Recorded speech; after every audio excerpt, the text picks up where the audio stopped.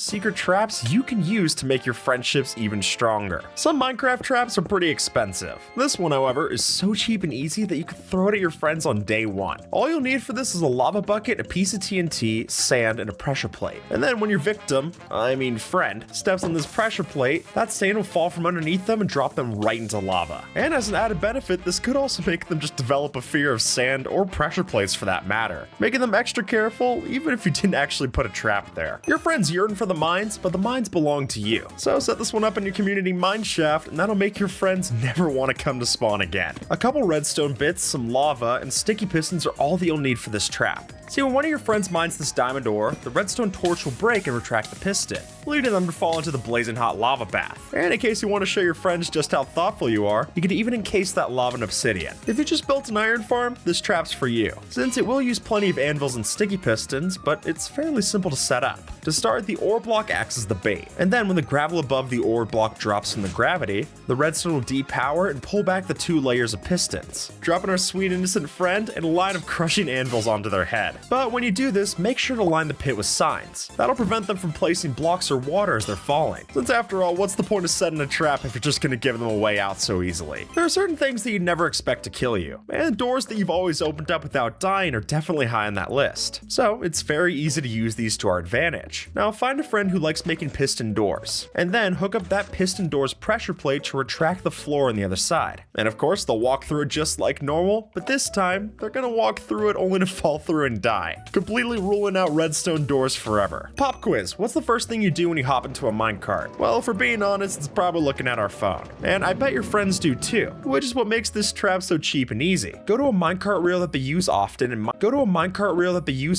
mine out a chunk of it, preferably on the decline, making it even harder to notice the gaping hole. And then the last step is to fill in that hole with whatever your favorite kill method is. Now for my money, lava and dripstone make for easy choices. And that way the next time they go for a quick ride on that rail, they're gonna get hit by 2 surprises, which just one of those is bad enough, but both together, that's just brutal. Did you know that redstone ore gives a block update when you walk on top of it? Well, that means that you can turn it into a redstone signal using an observer. See, by hiding a redstone ore underneath the carpet, you can make an inconspicuous trap in any house that triggers simply by walking over it. And then all you have to do is pick out your favorite method of attack. It's really chef's choice. And if there's one thing that someone should take away from this video, it's trust issues. When water elevators were first added into the game, they completely changed the ways that we play our block game. But it's way too easy to set up a death trap in the corresponding drop chute. After all, what comes up must go down. We're just sending them a lot further down than they were hoping. Add a tripwire that triggers on the way down, and then hook it up to a dispenser that's ready to suck up the safety water. That way, when your friends poke their head through, they'll see the water, think it'll be safe to drop in,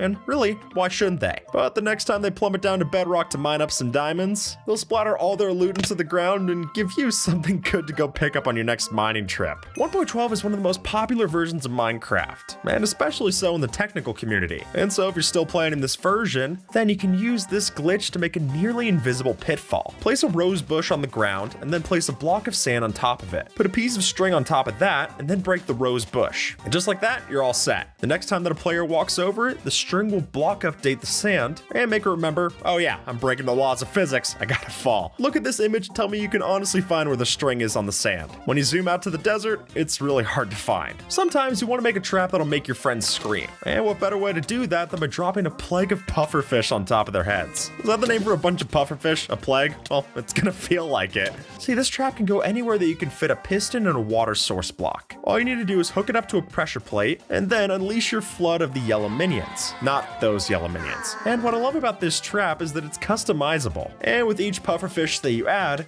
it shows your friends even more love and appreciation. It's well known that every Minecraft player loves jump scares. So why not bring the jump scare right to your friends? Using a name tag, you can snag yourself some creepers, or really whatever mob you think will make your friends too scared to log onto the server again. And then by activating an underground piston slime block, you can launch your Freddy Fazbear stand-in right into the face of your unsuspecting victims. Man, you can even use this to customize the difficulty and deadliness of your trap by changing out the gear or type of mob that you use for the jump scare, which will very easily make your friends not trust any random buttons on the ground. We all like to live out our lives vicariously through Minecraft. Or maybe it's just me. But what if there was a trap to prevent you from even playing? Well, by stacking 5 boats on on top of each other like this, the Minecraft servers will think that you're flying if you walk on top of the stack, therefore kicking you from the server entirely. You can force your friends to leave the game for good, and finally get them to go outside and touch grass, giving us some peace and quiet and giving them the opportunity to go take a break. This next trap usually requires admin privileges, or at least a silver tongue. See, by editing a resource pack to make the blocks transparent, then you could kill players by setting up invisible walls in places that they normally fly. And so whether you convince a player to install it by telling them it's some great X-ray pack, or instead set it as the default server resource pack on a server that you're the admin for, then you can go up to the common airspace and start building up your invisible wall. I mean, imagine your friends setting off to fly with their hard-earned elytra just before splatting into the air like a bird on a washed window. Nothing like the dull thud of a job well done. Honeycomb blocks are pushable by pistons, and they cannot be mined easily by any tool, which makes them the perfect block choice for a nearly inescapable prison. Since there's no tool associated for mining honeycomb, if we shift the walls back and forth with a piston loop, it's extremely difficult to mine your way out. And hey, even if they do manage to somehow escape, there's always the old reliable lava pit to have our backs. Because while we might not always want to kill our friends, the idea of trapping them for eternity in an endless squish machine, yeah, we might do that on occasion. Are you devious? Well, you've made it so far into the video, so the answer is probably yes. And in that case, you're going to want to get yourself the Frostwalker enchantment. Then, by waiting for your friends to jump under the water, with a bit of patience, you'll be able to trap them underneath the Frostwalker ice, just by walking forward. And then it becomes a fun little game where they try to escape, and you just keep moving around to ensure that they can. I mean, hey, waterboarding sounds like fun if you don't know what the word means, so I guess it's all well and good here too. There's no point in setting a trap if your target can see it coming. So by using a shifting set of pistons ready to move the ceiling, the moving blocks won't be able to obstruct our potion dispensers, or any other projectile coming through the roof. And at that point, you can put in your favorite concoctions in the dispensers above, and trigger the activation with some kind of skulk sensors. I mean, come on, no one expects their ceiling to betray them, much less start spitting potions of poison, harming, and slowness at them. A similar concept can be implemented with our walls. See, hide a full array of arrow dispensers inside your friend's hallway, and pistons on top and bottom will let you to shift their wall, allowing arrows to come piercing through. And if you're feeling extra rich and deadly, you could use potion-tipped arrows as well. I, for one, love it when my hallways are decorated with secret death traps, and so I'm sure your friends will too. See, this flush lava dispenser can help you surprise them with an extra spicy hot tub.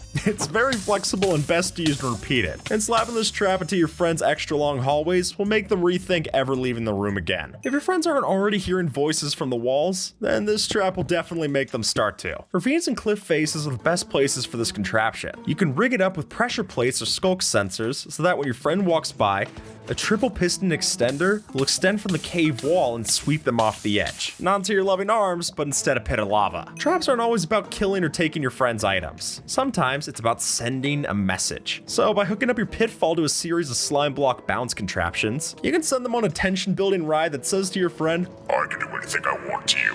I am in control." You know, in Jigsaw's voice or not. And at the end of their admission-free roller coaster, after the anticipation is at its peak, you give them a safe little boop, cause you're friends. For now, but don't hold your breath. Now, it's true, sometimes traps are about sending a message. And sometimes that message is a pop-up TNT railgun being used to scare the daylights out of anyone who comes nearby. Now, this trap can go indoors or outdoors, and it's completely flush with the floor. And uniquely, it can also target the triggered location from range. So rig it to point at whatever doorway's pressure plate, and you've got yourself the world's most roundabout landmine. And while not the most practical, or maybe the healthiest form of communication, do we really need a reason to launch a TNT cannon at our friends? I think the concept justifies itself. I'll be honest, this trap likely isn't for friends, and it definitely won't make you any new ones. Now, when your unsuspecting friend or victim triggers a skulk sensor, a hole opens up in the ceiling and a piston launches a TNT minecart straight towards the floor, which should kill nearly anyone that triggers it. And anyone that doesn't is definitely going to be left with a hum in the drum that's not going away anytime soon. Alright, be honest, have you built one of these machines before, where it allows the player to adjust the XP level of their enchanting table? Well, if you or another player set one up, it's the perfect place to rig up a trap. Using the lever that controls the bookshelves, just wire a line of redstone to your kill mechanism. And since they're standing still enchanting, you can even use this to drop a dripstone guillotine on them from above. And once we break the stalactite and drop it on their head, that's a perfectly good reminder why you should never read. At least not without your head covered. This trap is less of a secret and more of a challenge. It'll kill anyone who's unaware while still managing to instill fear in those who do know the trick. What's seemingly just a pile of TNT, this lump of explosives is actually a block uptake bomb. And so if a player places down a block, mines a block, or even just touches it with water, the TNT's fuse will be lit off. And this bomb cannot be defused by any easy means possible, so it'll either become a large crater or serve as a monument to be forever preserved in your world's history. The perfect trap is one that your victims can never escape,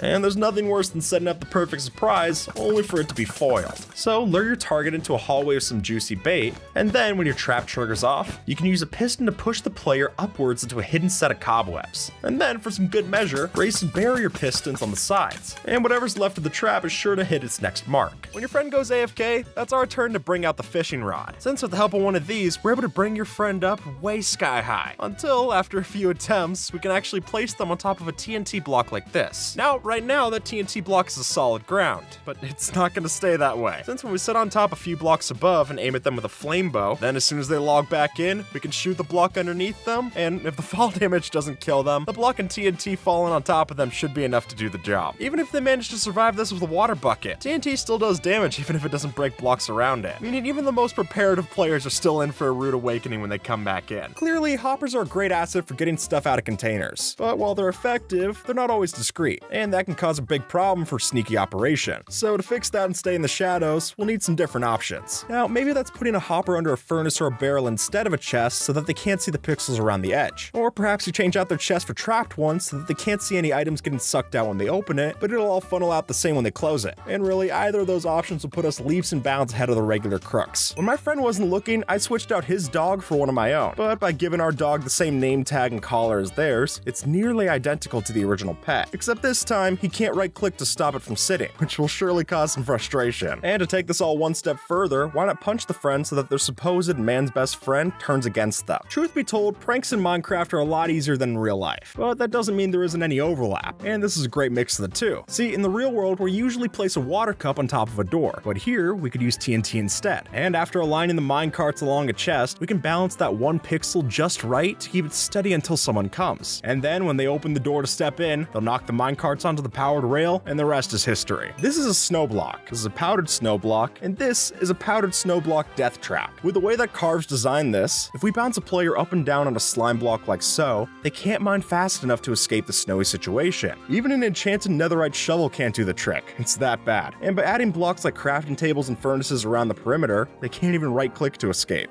Ouch. If you've messed around with gaming glitches, you're probably familiar with the concept of a soft lock. That is, where the game is still playable, but the player can't make any more progress. And while that's usually a sign of lackluster playtesting, today we'll be using it for quite the prank. Now, pulling this off might be tricky, but the idea hinges around getting your friend to set their spawn in a bed that's underneath the end portal, which after that means they can only respawn in the end dimension, with no hopes of escape. And I think that fits our soft lock criteria. Cobwebs down in the mines are annoying enough, but if you fill up your friend's house with them, then they're sure to get a little angry. The beautiful thing is that even if they have the proper tool to get rid of cobwebs, by the nature of the beast, it's still gonna take them so long to get rid of all of them. So if you take the time to fill out every nook and cranny in their house, you're basically guaranteeing they have an afternoon of cleanup. But hey, for what it's worth, it's not a destructive prank and it really doesn't have any long-term effects. Just tell them that you were installing some extra insulation, I'm sure they'll be happy with it. Traps are a tale as old as Minecraft itself, but while there are plenty of flashy ways to imprison or blow up your pals, this might be the best way to hold them accountable, since with the dripstone spikes, we can make something of a functional guillotine for our use in our Minecraft worlds. Sure enough, you tuck the culprit underneath the trap door and have a system to let the spike fall far enough, and then you can have quite the public display. So while I wouldn't recommend it for any kind of quick attack, this might be a way to keep those hackers in line, just as long as they're not wearing a helmet. If your friend was to knock you off of a cliff so that you test the water first, then the best way to get a quick revenge is to use something like sponge or some other blocks that you have on hand to quickly remove the water for when they attempt to jump down. You were able to test that the landing was safe and then make sure that it wasn't for them. Hey, they didn't ask if it was a one-time use thing. You did your job, and now they won't be doing theirs. I think that's a pretty good trade-off. Turtle eggs don't seem to do a lot. Like any baby, these things are quite the liability until they grow up, but that might just be our biggest asset. Since these eggs crack under the simplest bit of pressure, we can make an extremely easy trap. Just sneak one of these little guys under a thing of carpet, and then, as soon as any zombie or ne'er-do-well comes by, they'll be met with quite the surprise. One jump and that's it, and they'll start tumbling toward their doom, and you'll have one less hooligan to worry about. And now you don't have to worry about the egg or the fool. So if you got the silk touch on hand, this might just pave the way for the perfect possibility. Now, we're all well and familiar with the concept of creeper holes, and while these eyesores typically get filled in, some players aren't as as polite, and that lack of manners can lead to something of an infestation. So to teach the server a lesson on the importance of filling in their hollow holes, why don't we try something like this? Simply remove the blocks underneath the surface and then cover it up with topsoil. Then, after enough time, the mobs will spawn and give whoever cleans them up quite the startle. Let's be honest, no one likes waiting for crops to grow, and sometimes that waiting game can feel like forever. But in this case, it's actually true. See, while our friend wasn't looking, we snuck in and placed string tripwire along the top of their bamboo and sugarcane, which when standing back here is an almost imperceptible change. But it means that the crops cannot grow past that point. Meaning if you do this inside the mechanics of a redstone farm, they'll be totally confused as to why it stopped working. This is the deadliest entity in Minecraft, but not by itself. But rather, if you were to get more than 24 of these put into the same spot, then our friend's gonna have to deal with something called entity cramming, which is when the game thinks there's a certain number of mobs in the same spot. To avoid overloading on lag, they'll quickly start applying steady damage to the player. And by placing a honey block near the bottom, we make it even harder for them to escape once they fall in. But hey, at least they won't die alone. If you're sick of your friends raiding the end islands before you can, this might be the solution. As you'll notice, every time we go through the gateway to the outer end, we always land at the same block, which means we can plant a trap like so to guarantee any future visitors have a bad time. And furthermore, using TNT minecarts like this will make this whole thing explode, which pretty much guarantees a sudden death. Trapping an AFK friend in a bunch of blocks is a good start, but if they got the proper tools, they're gonna go through it pretty fast, meaning that overall it's a short-lived prank.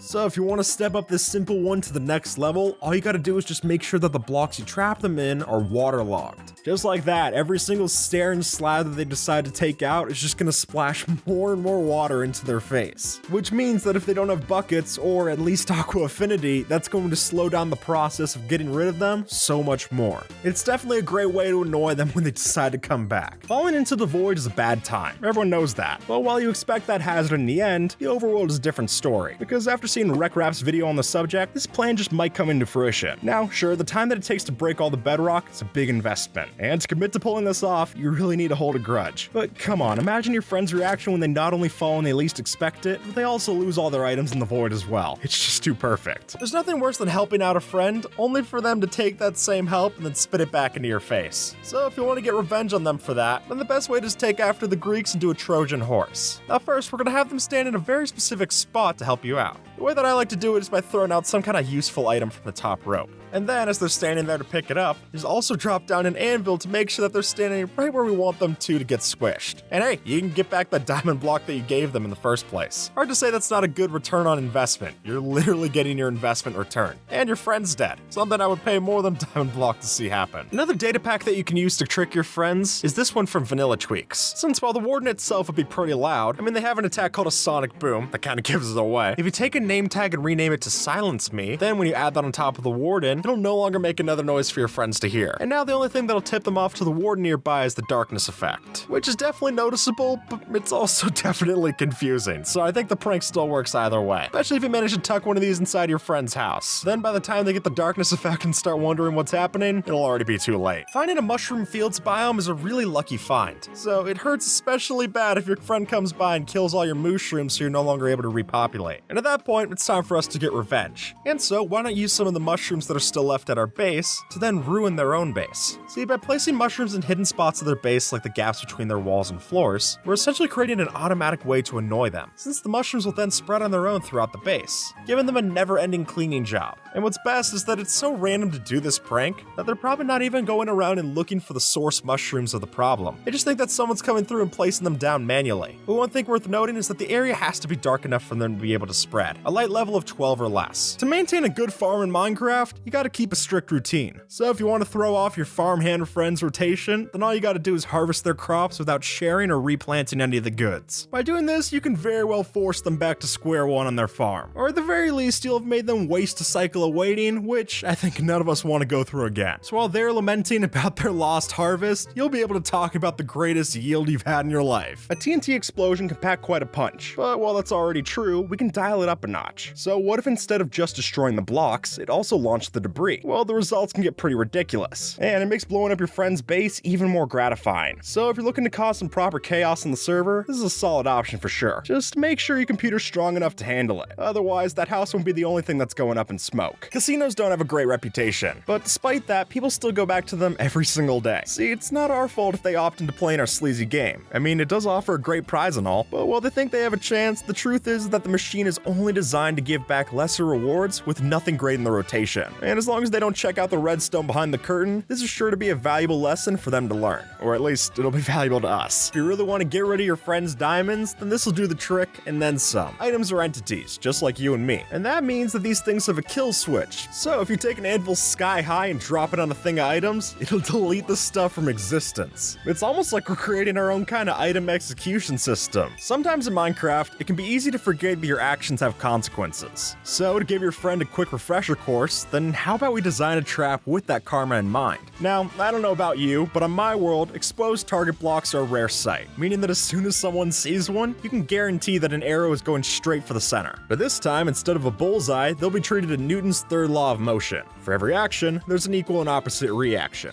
And in this case, that reaction is a poison arrow headed straight for their torso. Is it cruel? Well, it's hard to say they didn't ask for it. And maybe now they'll think twice before they act. By this point, we've all seen the Easter egg for naming a mob Dinnerbone. But this time, instead of just turning the mob upside down, it also changed the gravity to boot, which is definitely a wild sight. And yet, it's also surprisingly simple to pull off. See, all that's happening here is that we have a repeating command block that constantly checks for any mobs named Dinnerbone. And then when it finds one, it applies the levitation effect, and poof, they're off just like that, giving us quite the harmless prank to use next time your friend's online. If blowing up your friend's house seems like a good idea, but you don't want dirt on your hands, then here's how to get away clean. Because as you can see, it wasn't you that caused all those holes, it was just a bunch of creepers. And of course, since you didn't have the blocks, you didn't happen to fill them in, any of them. And trust me, after a while of these creeper holes stacking up, they're gonna hope that one day you step a little too close to that creeper, and both of their problems wash away in an instant. And with that, folks, YouTube thinks that you might like this video, so see if they're right and have a good one, alright?